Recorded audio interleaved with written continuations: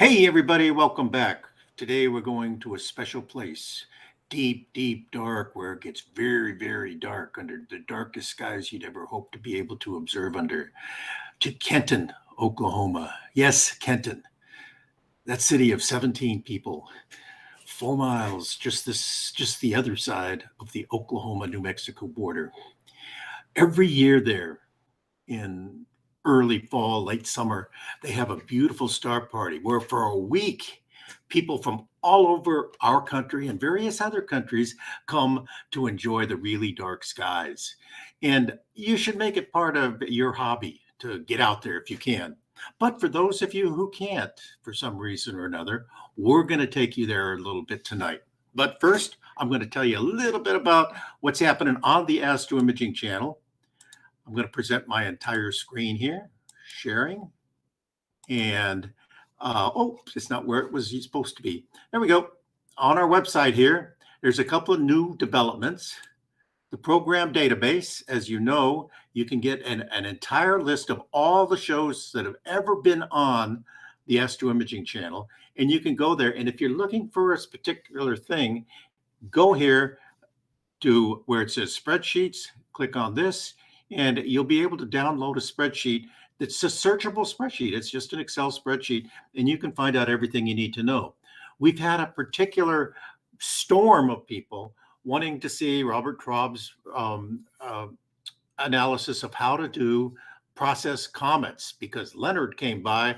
And so, like 1,200 people in the last 4 or 5 days have watched Robert's program, and you can find it here on our database. Wanda has been doing a marvelous job with a few new volunteers, and so far she's got about 192, I think it is, of the 390 programs. She's got them already cataloged and everything else like that. So that's a resource for you. You go to program database down under spreadsheets, you click on that, and up comes your spreadsheet. It looks kind of like this thing here. Okay, the next thing I like to do is tell you about the calendar. And I want to remind you that we've got, well, tonight we've got the Astro Imaging Rigs of the Okie-Tex Star Party. And then Robin Jones is going to week. He's here with us tonight, and he's going to tell us about electronic assisted astronomy, and that's kind of some cool stuff. He did a show like this at Okie-Tex, and that's where I found out about him and asked him to come tonight. Then we're going to have a Merry Christmas and Happy New Year and all the other holidays that people celebrate this dark time of the year. And then when we come back, John Talbot will be here, and John's going to tell us some secrets of his processing, and he does marvelous processing. And then we've got a whole lot of people lined up all the way up until Super Bowl Sunday, another one of the high holy days in America. And then look at, we're covered all the way up until March 13th. So we still need to fill these empty blanks. So if you'd like to be part of the Astro Imaging channel, please get it out of your head that you've got to be some kind of genius to be here. I mean, I'm here and I can do okay. You can just contact us by hitting the contact button and give us your first name and your last name. Tell us who you are and what kind of presentation you'd like to be. We'll talk to you a little bit by email and we'll figure out what you can do. We'll give you a date on the calendar. I also want to remind you, there we go. I got to click that to make sure I don't talk. You can see that we've already got a lot of questions and answers over here. A lot of people saying, hey, saying hi, how I do every week. This is going to be a different presentation tonight. Usually we've got the presenter in the room and she's got a PowerPoint and they're telling you stuff. And at the same time they're telling you stuff, you guys are shooting the breeze, talking about the weather and your latest imaging exploits and asking questions. Well, as you ask questions tonight, they'll actually be here to type the answers in as you ask the questions. Because in fact, we're going to be playing a video for the next hour or so, and that video is going to show you all the different imaging rigs of the Okie-Tex Star Party. With that in mind, Molly, are we about ready? Molly's in charge, and if anything goes wrong tonight, it'll be my fault, but Molly will be doing it. Okay, Molly. Yeah, that's fair. I'm going to stop sharing. And please put your questions in also along the line. Don't forget to hit the like button. And as always, we've only got 12,062 or something like that. I forget. Subscribers. So hit the subscribe button when you're here. Okay. We'd love to have you subscribe. That way you get a little notice to think of when we're on and stuff like that. But Molly, you ready? I'm going to stop sharing. All right, I think so. And Give me it's just yours. a second to get this rolling here. Take it over. All right.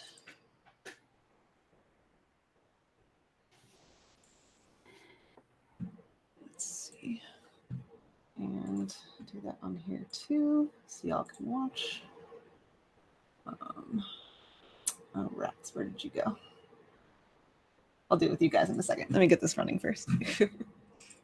We are here at Okie-Tex Star Party doing the imaging rigs of Okie-Tex. And we're going to start with Rod. Rod, you got a beautiful imaging rig here. Tell us about it, will you please? Well, this is quite an old rig. It's 20 plus years old. And when I first started out imaging, I did the, you can image with a Meade telescope route. And that obviously didn't work very well. And so I ended up buying that FSQ 106 and was piggybacking it on my LX200, and that didn't work real well. So I ended up buying this Takahashi NJP mount, and all of a sudden now I could image. I could actually take long images. I didn't have to throw out 70% of the images. I could actually take images and do that. So I've gradually upgraded to different cameras and over the years, but right now I'm using an XTSL 11002 full frame. And what kind of camera is that? CCD camera, it's right? a CCD camera. Okay. Yeah, it's pretty 4 or 5 years old now too. Really? It's full frame? Yes. Okay, and you got a set of filters. What all filters do you have in there? The full set of clear, RGB, luminance, and then also I have the narrowbands, the HA03 and S2, Okay. 3 nanometer Astrodon I might mention too. So they're really good filters. Tell us about the optical tube. It's a Takahashi, right? Yeah, it's a Takahashi. It's the original FSQ 106. It's the 106N. And a lot of people complained about the focuser being not as good, but I've had really good luck, and you can see I've got quite a bit of weight on this. That camera probably weighs about 5 pounds with the filter wheel and everything else. And it's an auto guiding filter wheel as well. And it works really well. And then I upgraded and put a Astrodon rotator on it, so it's actually got a rotator as well that uses a RoboFocus motor. So at the time I bought it, they didn't have some of the fancier focusing stuff that they do today. So RoboFocus was kind of the king of the road back then. And that's what I've got on my scopes. And that worked really well. So. Okay. Do you want to do anything different on it? I mean, what would you do different if you were going to do something on it? Actually, this rig works really well the way it is. And as long as it continues to work the way it's been working, I don't see that I'm going to do anything to upgrade it at all. And it started out 20 years ago. Some of it's as recent as 5 years or so. Yeah, the camera, but the rest of the stuff, the optic tube and the mount, and the RoboFocus stuff is pretty close to being the original 20 years old. What advice would you give to somebody setting up a rig right now? If you're starting out in astro imaging, short focal length, wide field, and a really good mount, spend your money on the mount. That's one of the best, right? And at the time, this was one of the best. They don't make this particular mount anymore, but Takahashi still makes really good mounts.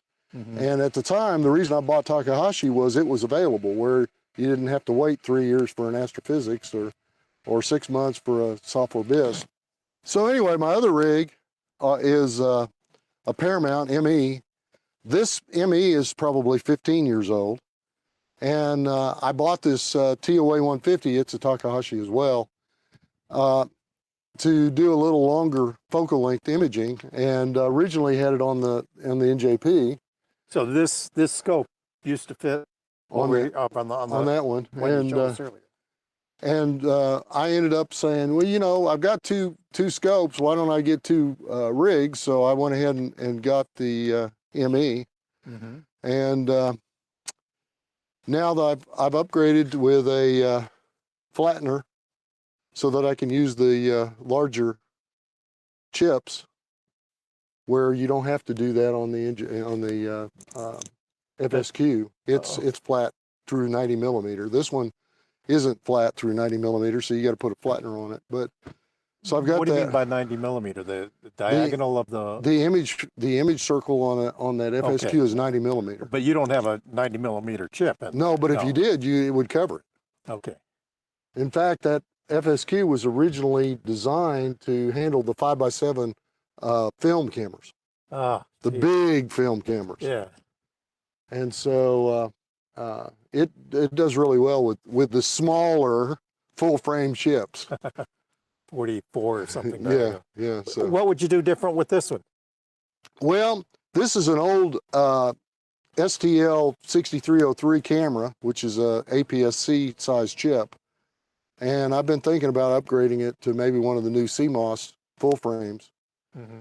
and seeing how well that works. A friend of mine just bought a ZWO 6200, and that looks like that's going to be a really good camera. Good. So we'll see if that'll work. What images what's your target tonight with this? I haven't actually got a target set up for this. I've been shooting the Wizard Nebula with this one. I've got about 12 hours of the Wizard so far. I'll probably add another 8 hours tonight. And Get about what 20 kind of hours. targets in general, if you haven't picked out something? Like that? Generally, I try to do medium field size. So you're looking at things that are about half a degree to 3/4 degree in size, somewhere in that. Okay. Is there anything else you want to tell anybody? Not that I can think of. And that little piece of advice you had earlier when you were talking about this obviously goes the same. Get them out. Yeah, the mount is 90% of it. You can take really good pictures with a good mount, with a great mount and a good imaging rig, but you can't take good pictures with excellent optics and a poor mount. Okay. I want to thank you very much. We're here with Roy, and we're doing the Okie-Tex thing. You've got a beautiful imaging rig here, Well, thank you. and tell everybody about it, okay? Tell us what Okay. you got It's, and why you got it and stuff. It's an FSQ 106. It's the older one. It's the blue tube. So the newer ones are red, and they have more back focus in this one. As you can see, this is the back focus. That's it. That's all. That's all. This is the whole rig that's focused. So if anybody gets an old FSQ, it has to worry about that. Just warnings. Wow. It's got a Paramount MIT mount. I've had that since 2015. This is just an aluminum plate I stuck on top of these rings so I could put stuff. And so I have a. Can you get a picture of that and show? Tell us what you've got up there. Okay, I have a rig runner for power, and it's fed right here. And the power comes through here down to there's a power supply inside there, 12-volt power supply. The mount itself is ran off that battery down there. It's an Eagle battery, 56-volt battery. And Okay. the system runs on 48 volts, MITs, so it's just. And so you have to convert it, or is it close enough? It'll work fine. It's close enough. It'll work fine. How long will that run you? That's a 5 amp hour one. That'll run at least 2 nights, maybe 3. Pardon? 2 or 3 nights. It'll run 2 or 3 nights just like that? Okay. What'd you say? It's 5 amp hour? And... Yeah, it's a very expensive battery because it's one of those lithium ion. Okay. It's made for the Ego series of lawn equipment, EGO, and that's it. Okay. Yeah. Let me see. What kind of camera you got back here? This is a ZWO 6200, Ah, which is kind of and John Talbot was the man who he had an article he wrote recently, and I've been kind of thinking about converting for a long time, and he finally pushed me over the edge. So okay.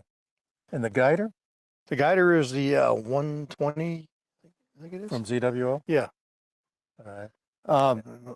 With this camera, it's very sensitive and a low read noise and low noise.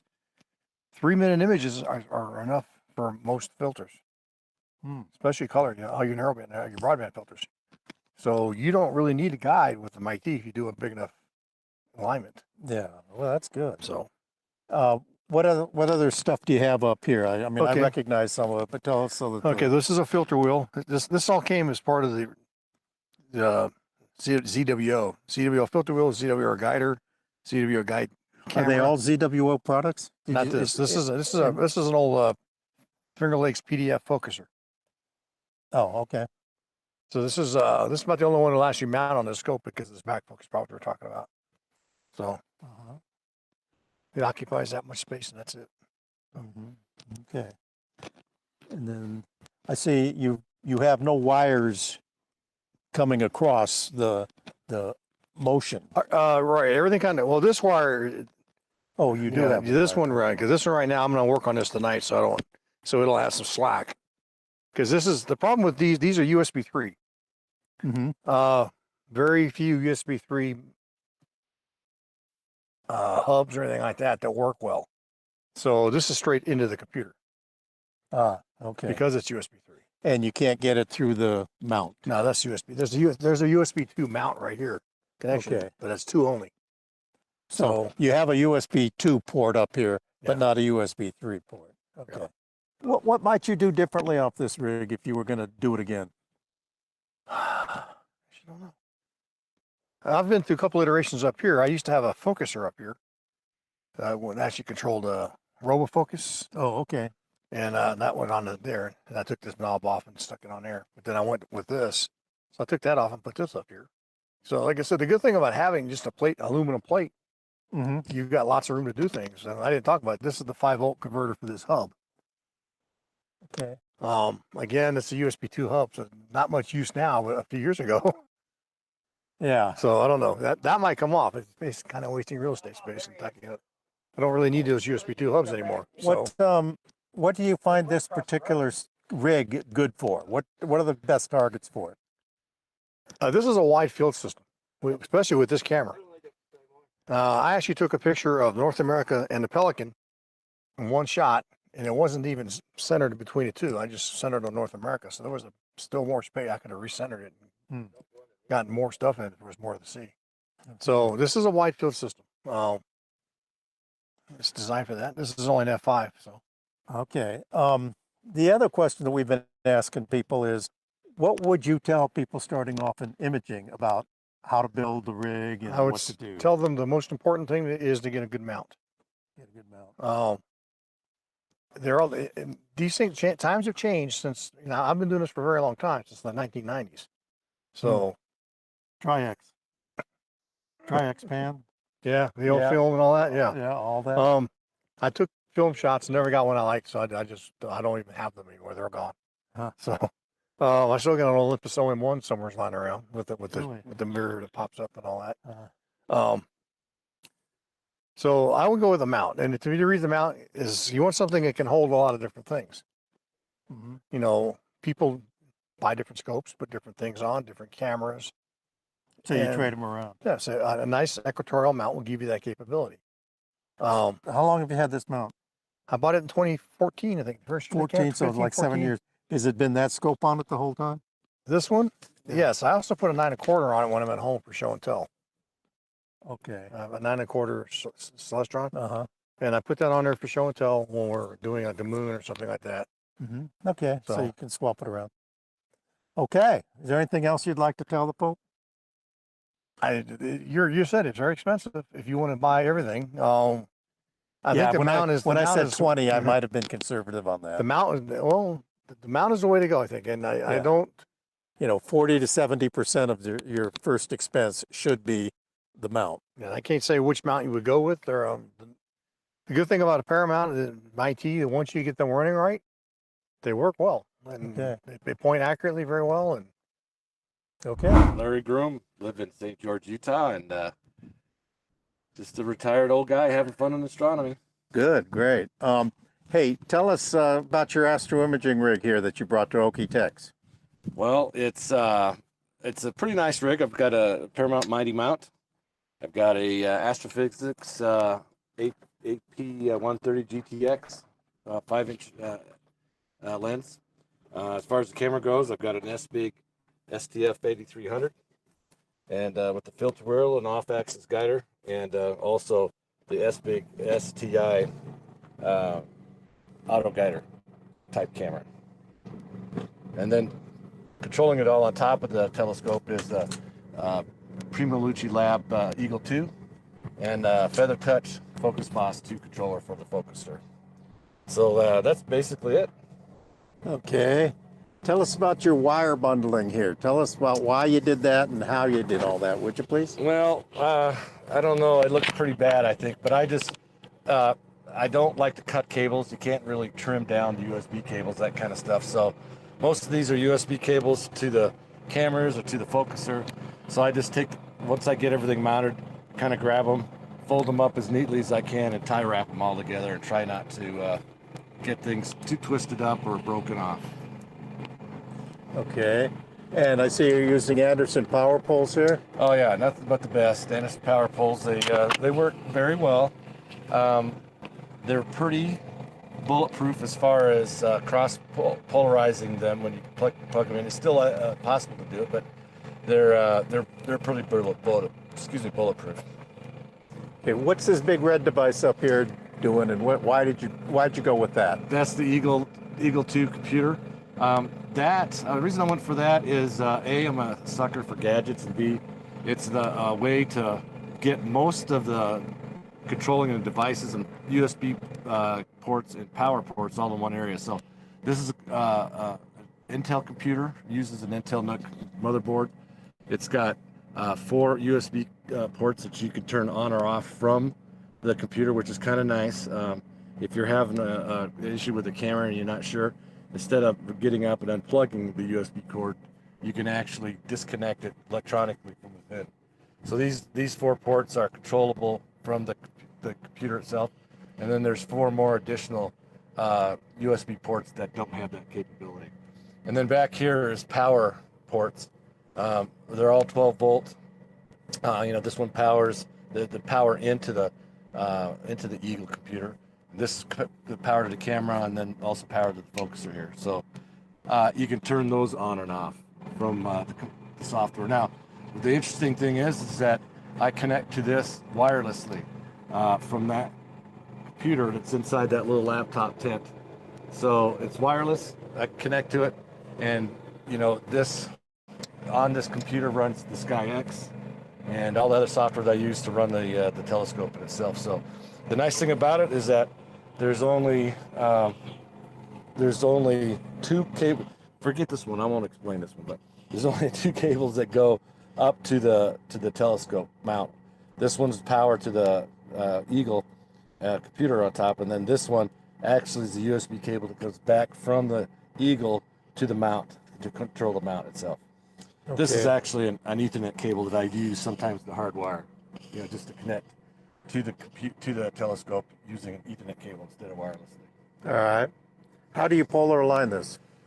I polar align it using the PoleMaster. Usually, I start off with the PoleMaster, and BISC makes a special adapter for specifically the Mighty, and I'll use the PoleMaster to get it aligned. But here at Okie-Tex, I used that the first night, got it really close, and then for those that use T-Point and software BISC mounts know that you can run a pointing program analysis type thing that called T-Point, where go around and take a number of pictures of the sky, plate solve, and the software is able to tell how to correct your mount for tracking errors and whether or not it's polar aligned. So again, the first night I used the PoleMaster since I put it all together. Then after that, I would double check every night after that using T-Point how close I was on my polar alignment, because things kind of settle out here in the desert, and it works pretty good. Great. What is this device here? Oh, this is the Echo. This is a environmental device for the Eagle. So it's just basically temperature, humidity sensor. This cable obviously goes back to the computer, to the Eagle computer, but it also has the ability to control power to the dew heater. So it's the combination dew heater, environmental, doodad. Okay. Now, when you're imaging, where are you most of the time? Sometimes I'm here in my little skybox. Ideally, I'd rather be inside my camper. So You're in your trailer out there, right. and just watching it. Tell me how the signal gets from here to there. Via wireless, via Wi-Fi signal, and that's Okay. why this trip here, I didn't bring a long enough Ethernet cable. Typically, I would bring a long 50-foot Ethernet cable, and I could run that into my camper, and I could just go all night long. But tonight, From your camera to the Eagle up here, or to the little laptop over there? to the Eagle. Well, so yeah, in other words, if it had done like I wanted, I'd have had a Ethernet cable that goes from this Eagle through the mount on the ground into the camper, and then in there I could remotely operate this telescope. Now I Okay. could also do the same thing wirelessly. The only problem is that if I take it's a little spotty when I go inside the camper because of the metal of the camper, and it affects the Wi-Fi signal a little bit. Okay. What changes have you done? Have you done anything that you've said, hey, that's a pretty good way to do it, and I'm glad I made these changes? Oh, but what I've come to realize is that for me to make better images or make my life easier or that kind of a deal, it just takes spending the money to buy good quality equipment. This focuser here, I haven't had a problem with it. The S-Big camera's been nice. Now it's a little antiquated, it's a little dated, a little antiquated, but it still takes excellent pictures. But I've just found in general that if you go, I don't want to say the cheap route because everybody has their own budgets, and that's totally understandable. Everybody has only a certain amount of money to spend, but I have found that sometimes when you try to take shortcuts, it just doesn't work out. Okay. That's interesting because we're going to make a video of somebody who's trying to make all those shortcuts in I a very know. short time here. Yes. So that's cool.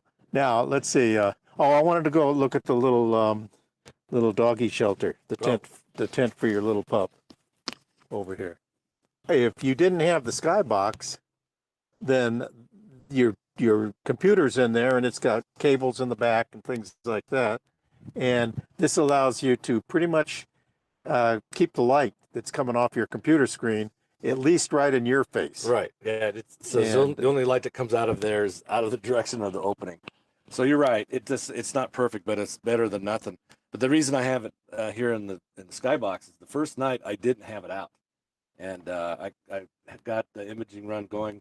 Went inside. I think I watched a video too on YouTube. Okay. And then came back out about 1:30, and it was real dewy out. You just don't think in western Oklahoma out here in the desert, but there had been rain the previous days, and so there was some dew humidity, and everything was a little wet. So I quickly grabbed this thing, put the computer in there, keeps the Okay. dew off of it, and works out real. If I think you touched on this earlier, somebody's putting together an Astro Imaging rig, or somebody's new to the hobby, what's your recommendation? Well, it's going to sound like a broken record, but get a good mount. That's the beginning. That's the start. Yeah. So far, everybody we've talked to has said get a good mount at the start. Right. I mean, the Astro Imaging is, I have found one of the, I don't want to say most difficult things to do, but it's not something that you can pick up overnight. There's a very steep learning curve. And it seems that the two hardest issues that imagers have is guiding and focusing. And guiding, not so much what I mean by guiding is the mount being able to track properly, but then also being able to guide to make your mount even more accurate. So that's why it's important to get a mount that you can count on, it's dependable, and it works. Now, unbeknownst to everybody watching this video, I have been listening to you describe your adventures over the last few days, and I'm going to ask you a big question. What Okay. kind of software are you using? Okay. I am using, you have to use software to SkyX to control the computer. I'm sorry, to control the mount. And then as far as imaging software, I'm using Voyager and Maxim DL right now. I switched around a little bit. I was having some issues guiding, and I found out I was having some better luck with the Max and DL, and last couple nights I've been working out getting those settings right. Okay. You told me a story a little bit ago about your Voyager software and getting some technical help on that. Uh-huh. What, tell me about that. Tell the folks about that. Well, it's kind of funny. This is not the first time. Voyager is written by a fellow amateur astronomer over in Italy, and does a great job with the software. I like it. But what's funny is you every once in a while you'll have a problem. So this morning at about 4:30 in the morning, I sent him an email, to support type email, say, hey, Leonardo, I'm having this issue. Got any hints? And probably within 4 or 5 minutes, I got a response back 4:30 in the morning. So that's good service. That's good service, and that also shows you, how far away he is as far as time zone go. Because it was early, it was in the morning for him, but in the middle of the night for us. But it worked out perfect. Okay. This happened more than once. Great. Well, I think that's about does it here. So yeah, my name is John Talbot. I live in Ocean Springs, Mississippi, so along the Gulf Coast, and I've been coming to Okie-Tex for probably the last 6-7 years. And nice 2-day drive and enjoy some high desert weather and some great skies. So let's take a look at your little house. yeah, so this is basically a wind shelter. I purchased this from the guy that designed it. His name is John Love, and he's actually here at the Star Party. He comes up here every year, and I saw it a few years ago.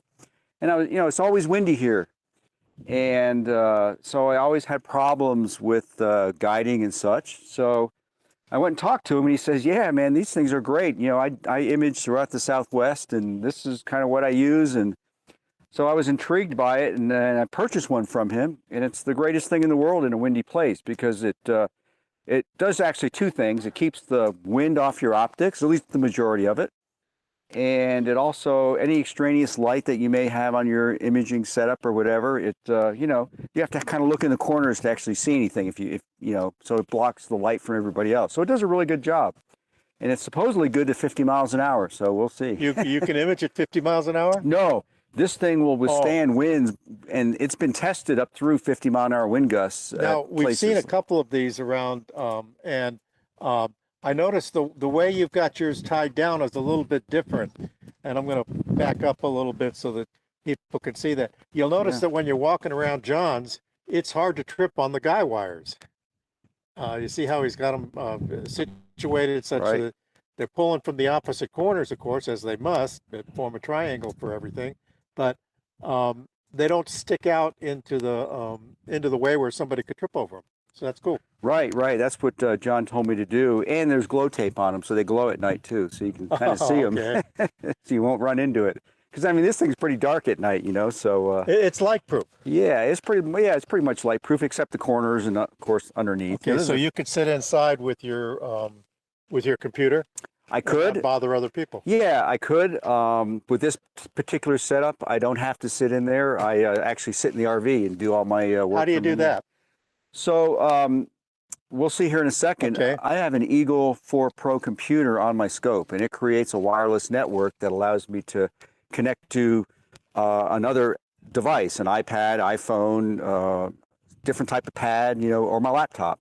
So I normally, once it's up and running, I go inside and I will sit in there where I don't bother anybody, and I can have my screen a little bit brighter if I want, and I will control the show from inside via Wi-Fi. Cool. Before we go inside, what's this? Oh, so yeah, this is my portable DSLR setup. It's got a little Vixen Polari on it. I like to shoot some wide field Milky Way shots once in a while, and some tracked wide field shots. So this tracker allows me to do that, and the tripod just shooting untracked, it works just as well. So yeah, it's my little portable setup for that. So cool. Yeah. And what do you put up on there? I have a Canon 6D. A 6D? Yeah, with some various lenses that I use on that. I saw a headline this morning that's the king of this kind of astrophotography. Well, it's a camera that has really low noise. There's the new Canon RA that's out there, and a lot of people love that camera too. It's not that latest technology, but it's it's a few years old, but it's very, very it does very well. It's sensitive, and it has a lot of low noise. So, and that's what you want. So cool. Well, with the preliminaries out of the way, Yeah. Well, let's see what's inside. Yeah, so this is my primary imaging rig. It normally sits on a pier at home, but of course it's portable in a sense. We've got it's a Stellarvue SVX 152, so it's a 6-inch refractor with some really great optics in it.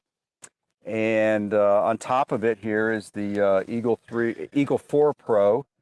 So the interesting thing about this is a Windows computer, very fast. I think it has 8 cores in it. These are the Wi-Fi antennas, so it transmits 2.45 gigahertz, and you can connect this to the internet. So this will connect to my phone, so it's on the internet. Plus, it'll produce its Wi-Fi hotspot, so I can connect to it. There's a kind of a neat, there's an SQM meter built into this, so wherever the scope is pointing, it gives me the sky quality reading, and that's a really, really cool function. And it also has GPS, so you get your position with the the perfect time, so the time is correct in the computer. Yeah, so this is a really neat way to image. It's got 16 gigabytes of RAM, so fast SSD drive on it, and everything connects to it. So this allows me basically to remote out here to the setup. You can sit there with another computer, an iPad, your telephone even probably, and just see whatever's happening here. Virtually wherever you are. Just about, yeah. I've run this remotely when I have this mounted at home. 100 miles. I'm 100 miles away, and with grandkids on a RV park or something, and I've run imaging, controlling my dome and everything else just from this computer by remoting into it. Yeah. Okay, cool. So some other stuff. So it's on a Paramount Mighty mount, which is a nicely portable Paramount. Got some really good periodic error and stuff like that. Great software.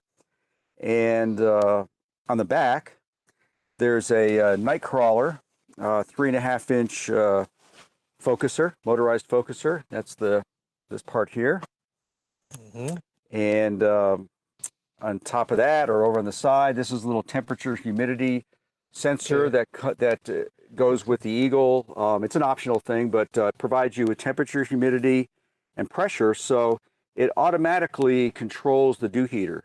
So whenever the humidity gets to a certain point that it says, hey, I need to turn on the dew heater, it just does it, and it varies the voltage based on how humid it is and so forth. So it's totally hands off. Before we leave the Eagle, let's count the wires that have to go from the top to the bottom. Yeah, well, I'll tell you what, there's a bunch here, several that aren't even connected that I only use at home. But I got my focuser connected, the Eco, which is the temperature humidity sensor, and the camera up here, and then the mount. So I got the focuser, the mount, the camera, and then this guy. So but they all plug in up above. Yep. And then it really is one cable at that point. Yeah, when there's nothing hanging down. Yeah, the key to the cable management is to make sure there's nothing flopping, nothing hanging. Right. And what's really cool about this is the way there's nothing between one part of the movement and the other, because it can go all the way through the mount. Yeah, the only the big power cable here actually runs under the plate here through the mount, comes out the back of the mount here, and goes down into my power box. So there's nothing that flops, nothing's hanging. Of course, this set of cables here goes to the filter wheel and the camera. So it's a very clean. So where have we been now? That's not a rotator, is it? This is. So it does have a rotator in it? The Nightcrawler system, it's a built-in rotator and focuser. Very accurate, about 0.27 microns per step. So it's extremely accurate, and very sturdy. I mean, this thing just does not move. And they come in various sizes, from I think 2.5-inch to 3-inch to 3.5, and this is the 3.5-inch one. Well. Yeah, I bought it with the scope, because I knew it was going to be an imaging system. So what else do you have up here on the end then? So this is just a controller for the focuser. It gives you some input information if you want it. Okay. I'm just connected, via remote into it, but you can see what the temperature is, the focus position, so forth. You can make adjustments if you wanted to.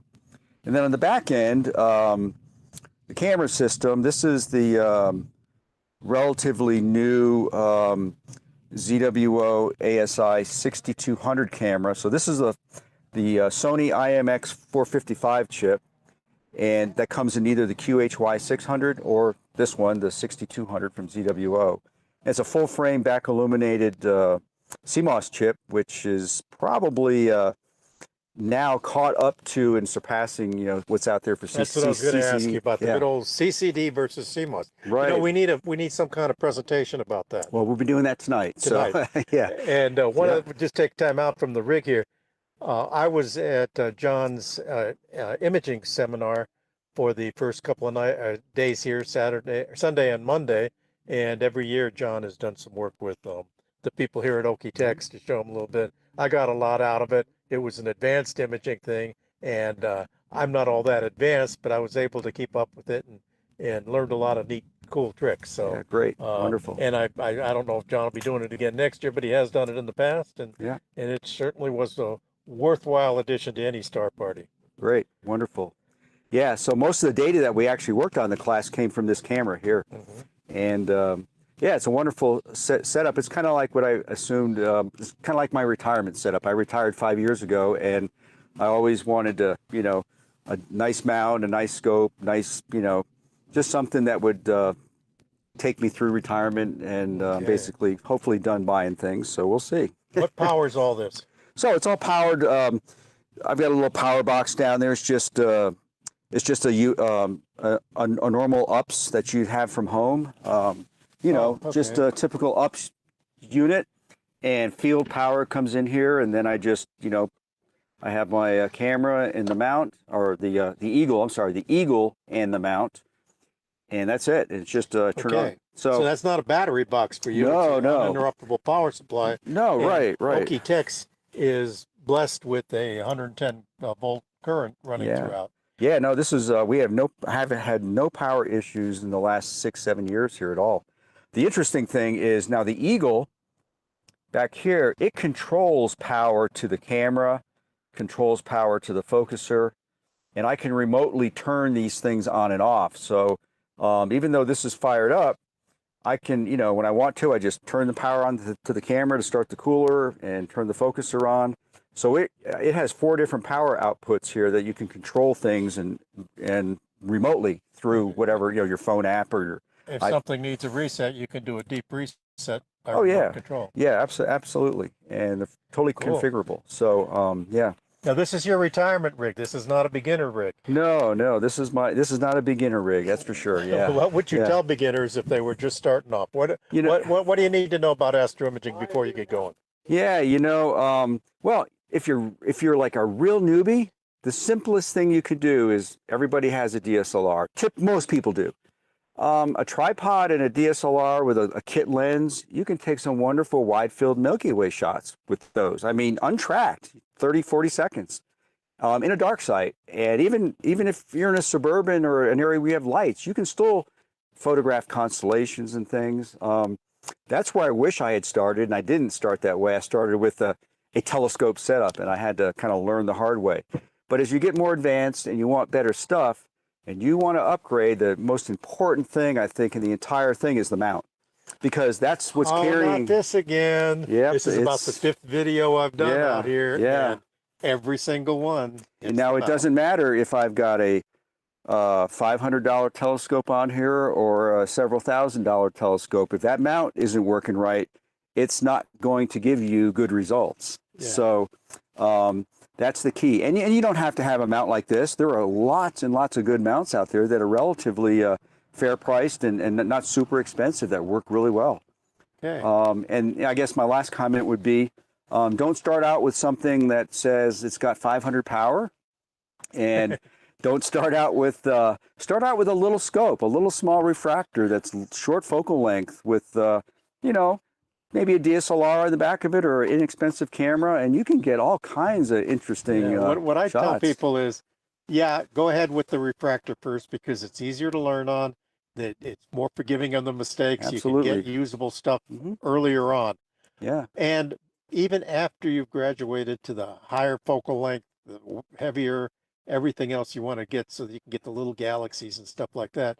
Every once in a while, you're going to want to get those deep, wide fields that you get off the Right. refractor. Right. So you'll always keep it once you've got it. Yeah, yeah. So yeah, that's exactly true. And everything gets a little bit more exponentially harder the longer the focal length you use and the more sophisticated your stuff is. It's you know, we've come a long way from 20 years ago when CCD technology first came around, but from the film days. But yeah, so a place like this is wonderful to use a semi portable setup like this, and it allows you to get some great shots. Okay. Thanks so much for being part of this. And thank you. We're going to go on out here. Hi, I'm Jerry McGregor from Denver, Colorado. Been doing astro imaging for a little over a year now. Been into astronomy for a little over 30. Oh, 30. Okay. And Peter. Hey there, I'm Peter Lipscomb. I'm up from Santa Fe, New Mexico. Been coming to the Okie-Tex Star Party since 2004. And I spend the time working as a ranger with New Mexico State Parks. I've been doing astrophotography since about 2003, making all the mistakes I can possibly make. And you've done And your share. learning That's good. along the way. And as Alex says, there's more to be made, and I'm going to learn more. So Okay. it's great to be here. This is Jerry's rig. Why did you put your laundry up here? I got to dry my shirt from last night. Okay. Any other reasons? Now I'm working on my flats right now, which I'm finding out I haven't been doing correctly. Well, we may or may not know that, but we are taking long flats, so we'll have to look at that. What do you have? Well, I've got the Skywatcher 100 EPO, and on here I've also got the 60 millimeter guide scope, Sesto Senso autofocuser, ZWO ASI 1600 single shot color cooled camera. Threw on a tail rad just because I like having a tail rad to get me basically, so I know if I'm in the neighborhood of where the scope is pointing. And then I just recently added an 80 millimeter on here so I can get dialed in a little bit more accurately. Probably overkill, but I like the setup. It helps me find what I need to find, and I know where I'm at in the sky. And then on the mount, I've got the Skywatcher EQ6R Pro, which originally I had a Ioptron 25, I think it's a CEMP 25, but it just wasn't hefty enough to handle my rig. So talking to a couple of friends, they have the same exact mount, so I went ahead and went with this one and have been thrilled with it ever since. How did you know it wasn't adequate to handle your rig? It was starting to make a little bit of noise when it was slewing, and talking to some people, that was what I was told, was that there just wasn't enough power to handle that much weight. Okay. So the gears or something was slipping. All right. And let's see, I like to ask about the wiring and stuff. I like to comment Oh yeah. on how you're doing. I see you've done a lot of work to get it pretty clean here. Yeah, one of the things I found out right away was these were straight connectors coming off the camera. And when I put the cover on at night, it was bending them. Okay. So I went to 90-degree connectors. I had one up here also for the guide This is what camera. you consider a straight connector. It's coming out, and therefore it can be bent. Okay. Correct. So this one, I was having trouble with the other cable. So last night I plugged this one back in, the one that came with the camera. But I will go back to a 90-degree connector on it. Okay. Good. Peter. Yes. Have you had any experience with a rig like this, or would you like to say something? No, I attended one of the presentations here at Okie-Tex last night. Jonathan Talbot did it, and it was a little bit of an overview of the CCD technology versus the CMOS. And I was impressed by some of the specifications, the information that I saw, and the sensitivity that these cameras have versus CCD. My rig over there is a CCD. It's a 16803 chip, so it's the older technology, and it takes it takes some really great images. But the other thing that's interesting about my rig is it's the Takahashi 106, and on cloudy nights there was an extensive thread comparing the 100 ED by Skywatcher to the 106 to see, is it a good value? And it seems to me that this little scope will hold its own. Okay. while we're up here and while we're talking, the different quality, do you find one T-shirt works any better than other T-shirts? Nope. Nope, they're all about the same? Yeah, my T-shirts are that's equal. cool. What's this here? Well, the tape? No, tape. Well, yeah, Oh, yeah. that's the tape. Well, the tape, this light is pretty bright. Yeah. So just being aware of people around me, I like to keep those covered, and same with my power connectors down there. Probably not the best setup, but it works right now. Right. I have just some like to tape over cover some them. stuff too. Yep. What yep. I'd like to do is take some black tape and put a little pinprick hole in it, and that tells me enough yeah. to tell me that the light is on, but not enough to bother anybody. Yeah, that's a good idea. And as you can see here, I went with 90-degree connectors also. Just because, just pressure. I like the pressure that's pulling down to be in the natural flow of the connector. Where this I worry about, I'm trying to find a connector for it. I don't like how it bends and pulls. I see. Okay. And let's get over to here. Yeah, so on here I've got the pull master. I understand there's other options, but this has worked out really well for me. I can be polar aligned in about 5 minutes. Okay. This is your power arrangement down here. Yeah, it's a mess. Okay. If you are lucky here that you've got AC power. Correct. Pretty consistent. Yep. And have you thought about going remote? Do you ever go remote with? I do. You do? Yeah. What do you use for your power for that? I've got one of the Celestron power packs, and then I've also got over there in that silver box on the trailer is a deep cycle battery. Okay. 12-volt battery with 2 cigarette lighter plugs on it. Okay, cool. So I'm still working on getting cables and things cleaned up. One of the things I learned that helps is running to my laptop. Yeah. Is going underneath, because I keep, of course you step on the cord, okay. it unplugs it. So it just goes underneath and goes into my ice fishing hut. Yeah, we're going to have to come back to that. Because Peter says he's got to point something out to us. What is this right here? What do we have that for? I don't know, so I could tell what the temperature is outside. Okay, and that would be important for what function as far as astrophotography? It tells me when I need to put a coat on. Okay, great. And tell me about this fancy looking machine here. Yeah, it's the Primaluca Sesto Senso 2. I put it on about 3 months ago. I don't have it fully automated yet with APT. I was having some trouble getting APT to really work correctly with it. So I think there's just some things I need to learn there. And I may look at going to Sequence Generator Pro. But right now I'm doing it manually from APT, going into a live mode, and just keep making minor adjustments until I get my focus right where I need it. Do you use a bat mask or just keep looking at the star till it gets as small as possible?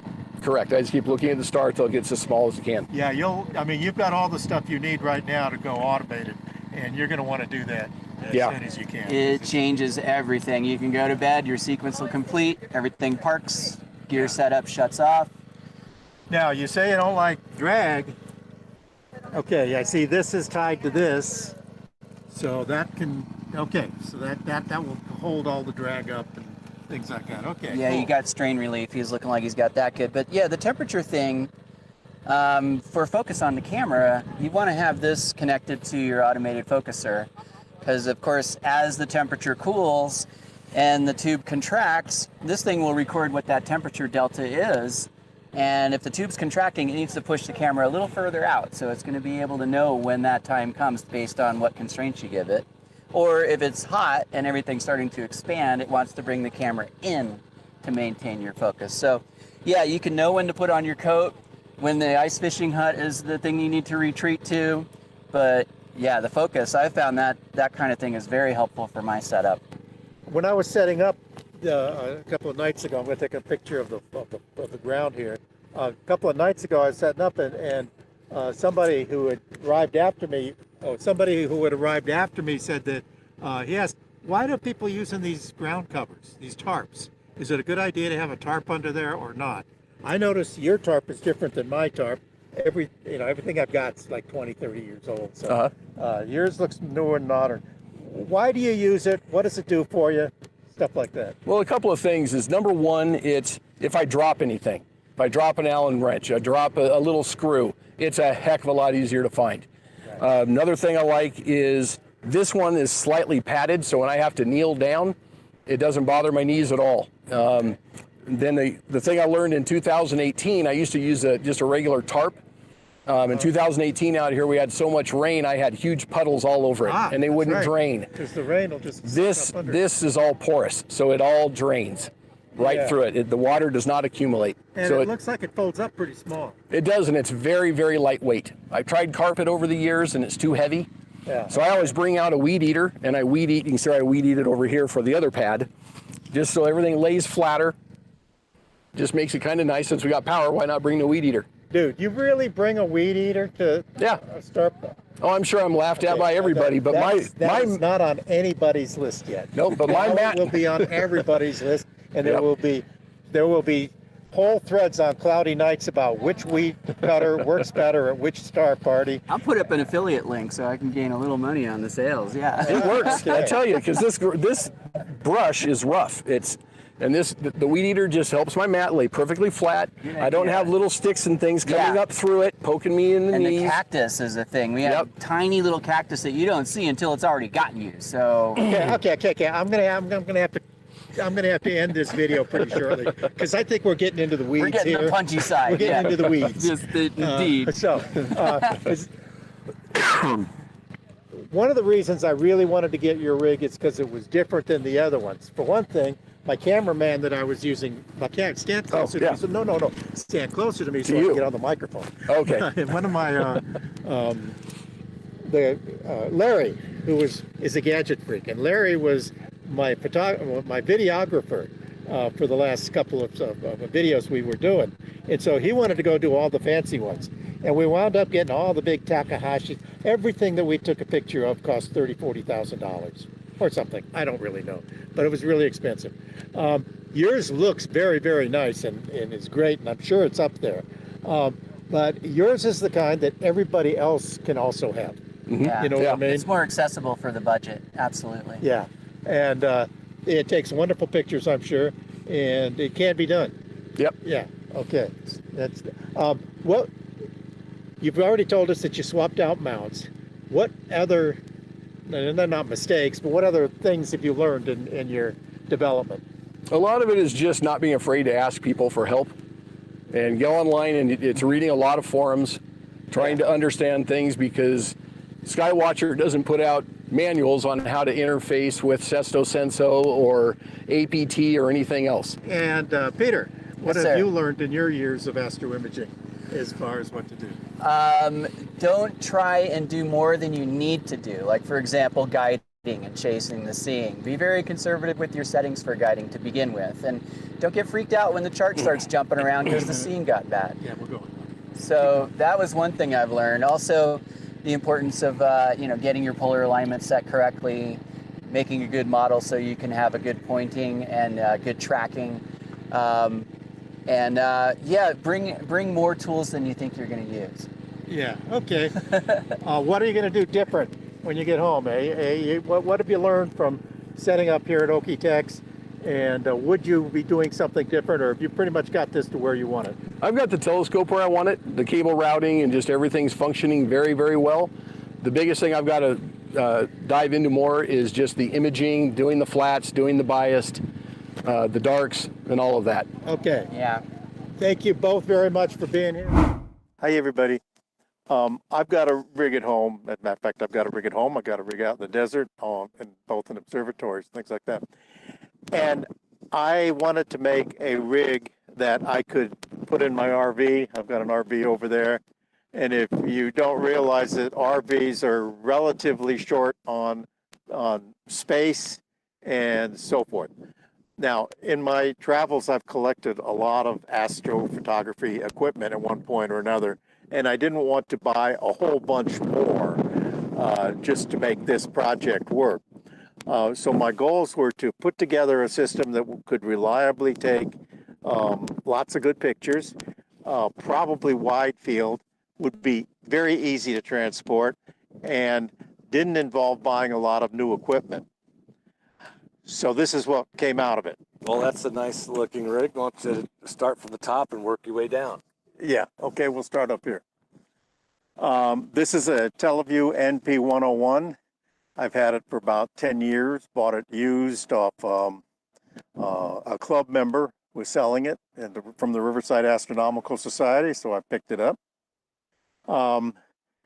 This is my guide camera. It's an imaging source that I bought originally for working with planetary imaging, and it's a webcam-based system, and it's got a relatively small chip, but I didn't want to take my other equipment apart in order to have a guide camera, and I didn't have, following my rules, I didn't want to buy a new camera, so that's what I'm using. I did buy this specifically for this operation.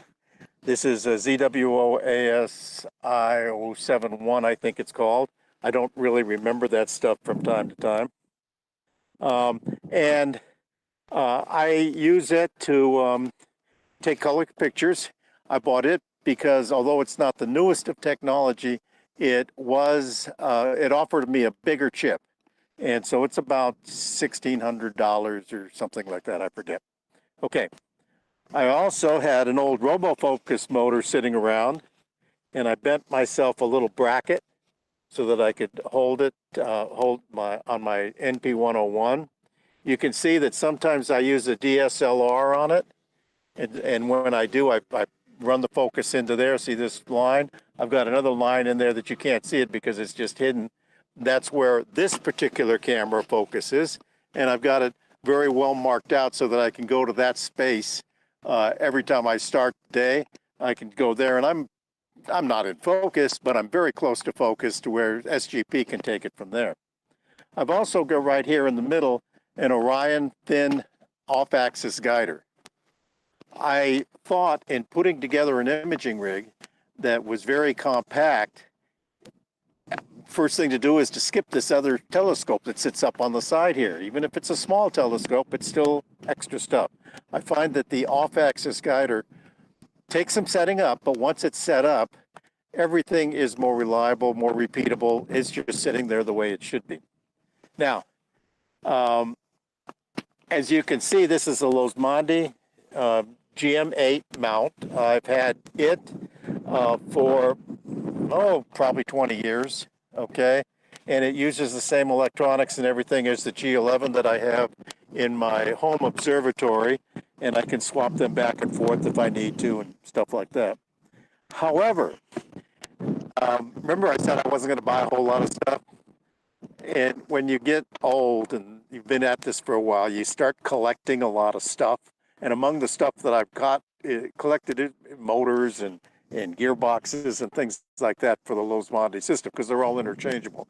And these are getting pretty old right now. This one used to be bent, and it wasn't working right, but I managed to fix it so that it would work. And the whole idea is, what can I do to make it work? Much different than all of the other rigs that we've been filming for you. They put the AP mount and the huge telescope and all that other stuff on it. Those are the ones we've been showing you. Well, there's some other practical ones. This is the one I'm using right here. The wiring system is not as nice as I would like, maybe. You notice this blue tape, it matches that blue tape and it goes to there, right there. Now this one happens to have a lot of blue tape up here also, but that's because I made notes on what's a problem with the motor and stuff like that. So that I can, and then it's bundled together so that I always know that this will always stay together. And in a portable rig, it's important to know that so that you don't lose track of what goes where. Oops, that goes down here, see? On my first night here, I plugged these in backwards and couldn't understand why the motor kept stalling. Took me till the next morning to figure out that's what it was. I didn't waste the whole time trying to figure it out, incidentally. I got my Dob. I've got a 12-inch homemade Dob over here that I spent the night with. Okay, coming down yet. We've talked about the off-back. Okay, this is a buck converter. It's coming in with 12-volt power from the ground, and it converts everything to 14 volts. because the Losmondy likes 14 volts better than its 12 volts. And no matter what is coming out of the battery within reason, it'll convert it up to 14 volts to supply enough power to the control system here. So it's the wire coming out and goes in there. Let's look over here. You'll notice that there's just one cable coming up. This mount was manufactured a long time before they had through the mount cabling and things like that. But that one cable has the connection to the camera, the USB 3 connection, a power cord going to the camera, and everything is tied together so that it comes to one point here, and there's no excess cable along the line. Look at that, that's falling off. I guess that's gotten too old. I'm gonna have to invent something to put that back together. And then it's tied again here. There's enough flex here so that it can go back and forth, and that's about it. And then it's tied together here. Now down here, it gets a little messy. All right, but down here it doesn't matter because you're already away from anything that can get tangled up here. This is the stuff that's moving. You want it as clean as possible. You'll notice I've got the RoboFocus motor here. This is the hand paddle for the Losmondy system. And the whole thing is run off a computer, a little mini computer, and it's bundled to this back here. And then to access the mini computer, I've got a digital, a wireless keyboard. And one of the power saving features, remember I wanted to make sure this was the minimum power that I could use. One of the cameras, it all relates to this monitor. Now Larry asked me the other night when I was looking at this monitor, he said, "Alex, can you even read that?" I said, yeah, because I already know what it says. I've used Sequence Generator Pro so much that I know where everything is on the screen, and I know, I know where everything is. I don't have to worry about it. So, yeah, when I power this up, I can see everything. It also has a very handy magnifier in Windows, and I just click on that and everything's double size. There's a red screen that goes over the top, but frankly, once I get Sequence Generator Pro started and I've started watching the image come in and it's working and everything, I turn the monitor off completely. And of course, these are battery operated, so they're not drawing any power. So let's go all the way down to power. Down here. Here, let me, yeah. My battery's being charged right now.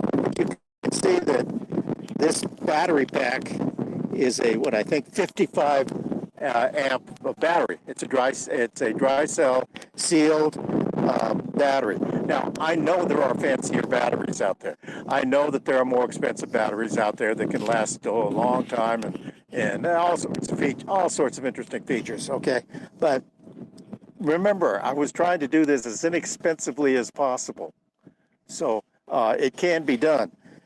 I put Anderson power poles on it right now. It's being charged, and the Okie-Tex is very well supplied with electricity. They've got electricity running throughout the fields so that you can plug in and recharge your equipment during the day. I think that explains pretty much everything. What I find is I use the good old, this is like 100 million years old. The reticles in it, they've got little reticles so that you can figure out where your Polaris is supposed to be. This one lists 90, 00, and 10. So this one's now 11 years out of date. It doesn't have an actually accurate place to put things. But, I can line the stars up in the field pretty well with that, fudge a little bit, and I know that this is actually pretty good for taking some very short exposure polar alignment right like that. But over and above that, I then do a drift alignment with PHD2, and that gives me a pretty good alignment to go on. I think that includes everything about the rig, standard tripod, standard everything else. It all fits in a box. looks like that on the back next to the solar panel. All that fits in there. The tube and the camera fit in another box from Teleview that's about this long and that wide. And it's that red thing underneath the tail light over there that holds the tripod legs. I think, oh, one other thing I can show you. For taking flats, there's lots of ways to take flats in this world. One convenient way.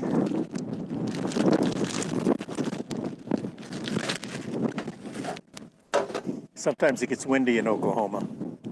I don't know if you heard about that. This is simply a piece of plastic taped to a piece of foam, which foam is cut exactly to fit. Remove that right up there. So I can take my flats just like that. Now there are other ways to take flats. Now, this is not the rig I use in my observatory. And I know, and we're giving you pictures this week of the videos of other people taking some really, really nice imaging rigs. But I wanted to make sure that you all knew that there were other ways to do it. You can get wonderful little pictures with this. They're actually wonderful big pictures. This is particularly good for taking wide field images. I am going to echo, but I know what the questions are that we're supposed to be answering here, so I'm just jumping ahead on some of these, if you don't mind, Larry. No, go right ahead. One of the questions we ask everybody is, what would you do differently? I'm thinking that the next thing that's got to go is the, I don't know, 12 or 14-year-old imaging source camera. There's got to be a better guiding camera now than that thing is. And where I'll go first is I've got 3 other auto guider cameras that I use for various things, and I'll see which one of those is least used and maybe swap it into this operation and see how much that does better. And I really have been trying to get a hold of Scott Losmondi and those guys to send me new motors and gearboxes. These things are really old and they've got their quirks. But other than that, I think I've met my goals as far as making an inexpensive, quality imaging system using stuff I already had around the house. Okay, and that's what my goal was. I will echo what everybody else has told you, and that the first thing you need to do is get a good mount. A good mount is absolutely essential for Astro Imaging. But you also need to be patient with it, because although it's easy to go out and dump $6,000, $8,000, $10,000, $15,000 on a mount, you can get 95%, maybe 99, I don't know, of that quality picture by just putting up with a lot of BS in your mount. You know, you got to learn how to use your periodic error correction. You got to learn how to use your guiding. You got to learn all those things. It's not as nice as having it perfect coming out of the box as some of the other videos you've seen. And by the way, they aren't perfect. Some of these guys are cussing in the morning when they get up and because it didn't work the way they wanted to. But the point is, get yourself a good mount if you can, but don't let the fact that you don't have $6,000 to spend on a mount keep you from being an Astro Imager. You can get the job done. All right. Well, hey, I've got a couple of questions for you, Alex. Yeah. Nicely done. You pretty much covered all the interesting information on your rig and stuff there, and I think you've done a great job getting to your goals. But kind of changing tacks a little bit. What advice do you have for people who want to go to star parties or go remote at a state park or somebody's backyard? In other words, what advice do you have? Any tips or guidelines?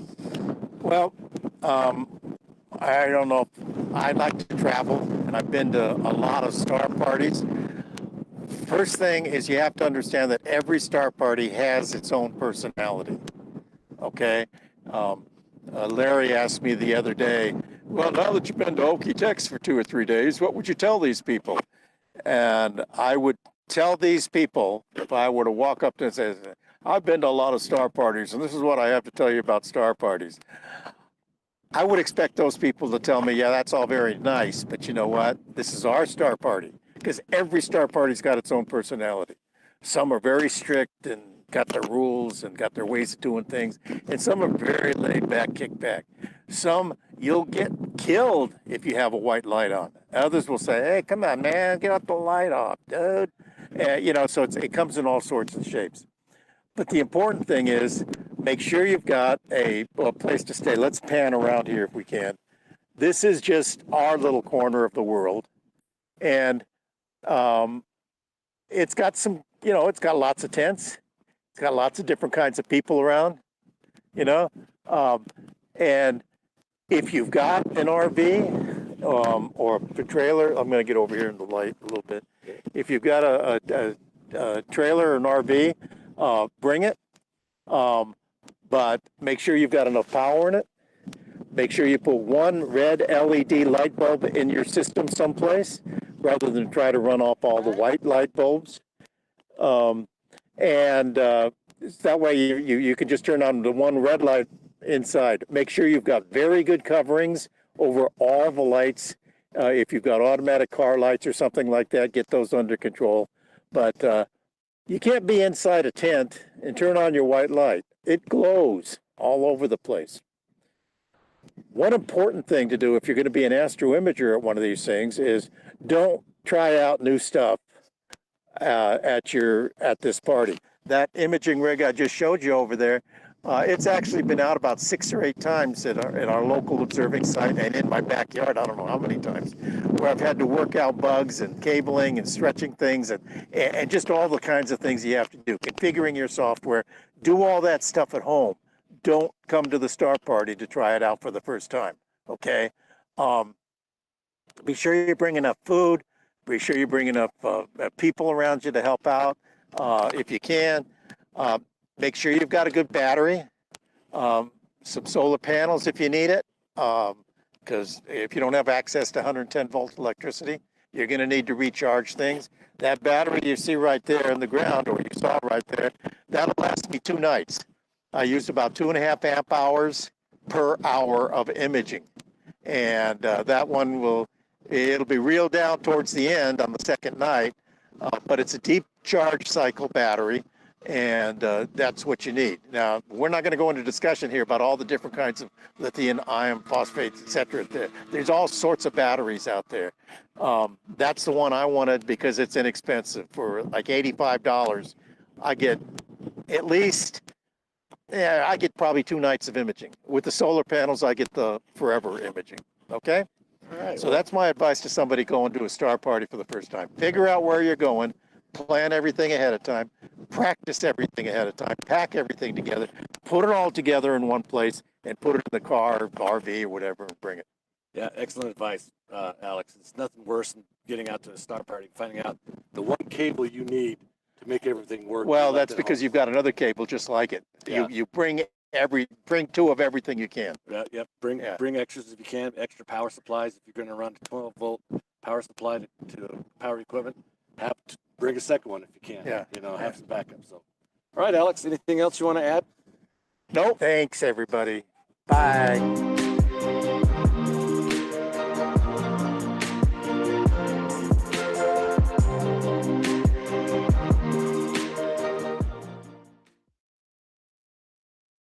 We are here Well, at everybody. Okie-Tex Star Party doing the imaging rigs of Okie-Tex. And we're going to start with Rod. Stop it, Molly. Rod, Thanks, Molly. Hope everybody enjoyed our little visit out there. We had a pretty good time. John is here and Peter's here and Larry. Larry did a lot of the work. Tim did a lot of the work editing. It, believe me, it takes a lot out of here. I want to tell you something about the dynamics of doing this. One is you have to get people that are willing to do this. And it's not as easy as you think, you know. They say, yeah, I'll do that. Now? Oh, well, no, not now. How about tomorrow? Okay. The other thing is that you have to get them after they've unwrapped their scope for the night, but before it gets dark.